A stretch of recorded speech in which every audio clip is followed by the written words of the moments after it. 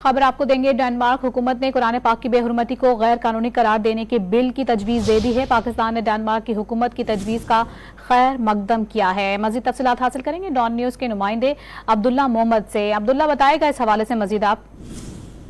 जी, पाकिस्तान की जानिब से डेनमार्क की हुकूमत की जानिब से जो बिल तजवीज़ किया है कुरान की बेहुरमती के वाक़यात को रोकने के लिए, उसका मकदम किया गया और इस सिलसिले में तर्जुमान दफ्तर खारजा ने अपने एक बयान में कहा है कि बिल कुरान पाक और दीगर आसमानी किताबों की बेहुरमती को गैर कानूनी करार देगा।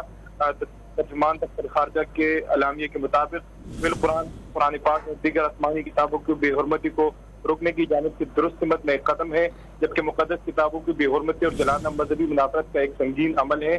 तर्जुमान दफ्तर खारजा ने कहा कि आज़ादी इज़हार राय और एहतजाज की आड़ में मुक़द्दस किताबों की बेहुरमती की इजाज़त नहीं होनी चाहिए, इसलिए हम डेनमार्क हुकूमत की जानिब से जो बिल सामने आया है इसकी उसको हम वेलकम करते हैं। जी, बहुत शुक्रिया अब्दुल्ला मोहम्मद आपका।